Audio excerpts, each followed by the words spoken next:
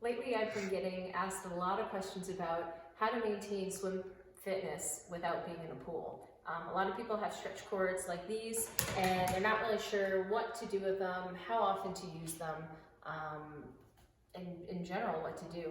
So this video is going to give you a sample workout session, and I think it's important now to work on technique. You can't use the cords for too long because you'll blow out your shoulders, so you want to make it a purposeful session. So the two things we're going to work on today are kick and your technique. So with the kick, you want to kick from the hip, and you want to have a pretty straight leg. A lot of swimmers I see kick from the knee like this, or kick from the quad like this. And what an actual kick should be from the hip, toes pointed, turned in slightly, and just gentle back and forth like this. You can see there's not a lot of bend in the knee. So you can practice, warm up on a step like this, switch to the other side, and make sure you're going about equal distance on the upbeat and downbeat. Okay, so that's basics on the kick. So we're going to move to the stability ball today to do some stretch cord work. And just a quick reminder of a few basics. When you're doing your catch and pull, you want to make sure that your fingertips are below your wrist and your wrist is below your elbows. So without the stability ball first, fingertips below wrist, wrist below elbow, and you want to pull straight back. And you don't want to pull too far back, just like this. You can do double arm pulls, and you can even do a full swim stroke. Okay, we're going to now move to the stability ball. And for this session, it's going to alternate between doing single arm pulls, double arm pulls, and full stroke. I'll put the workout up on the end, but I'll show you a demonstration of each. And you're going to alternate between doing some pull work and then some kick work. So I'll go through a round right now. So getting on the stability ball, the hardest part can be kind of finding the right tension and setup. So you might have to play around with it a little bit. So put your stretch cords on. Make sure they're kind of equal distance here. Then feel a little bit like Edward Scissorhands. You want to try to get on your stability ball.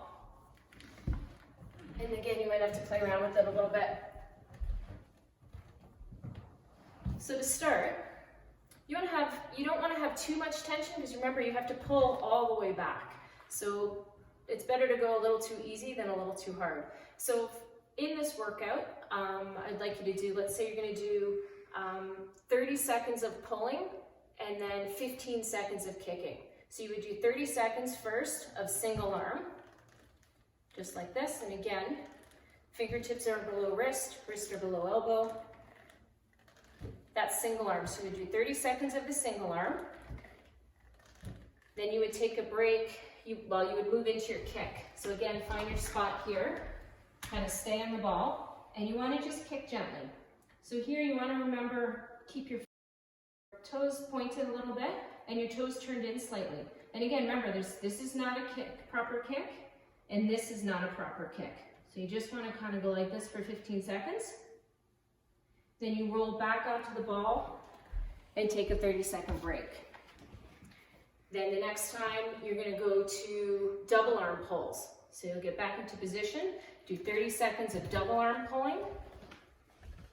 And you got to make sure you get the right height and the right inflation of your stability ball. And I know I tend to sometimes pull a little too straight arm, and what's great about the stability ball is if I do that, I actually smoke my hand on the bottom. So it's a good cue for me to make sure I'm maintaining that 100 to 120 degree bend.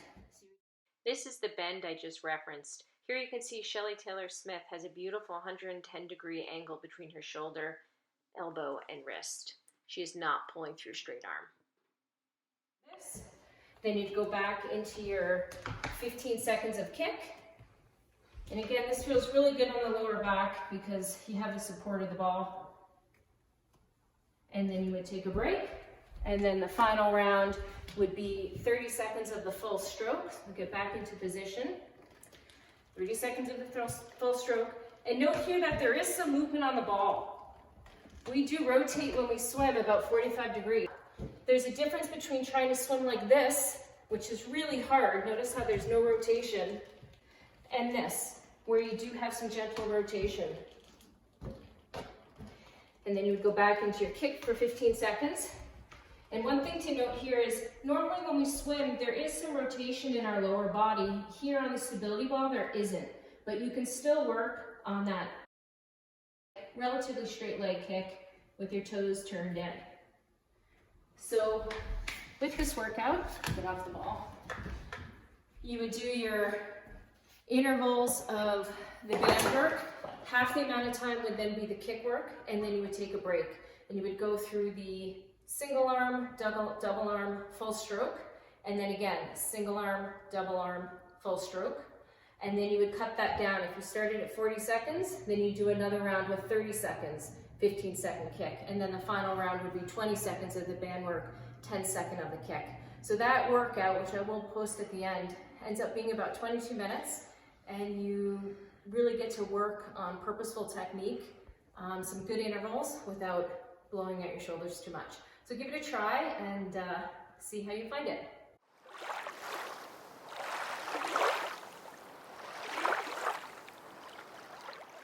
A PDF of this workout and others can be found on the website linkstrathlon.ca in the workout area.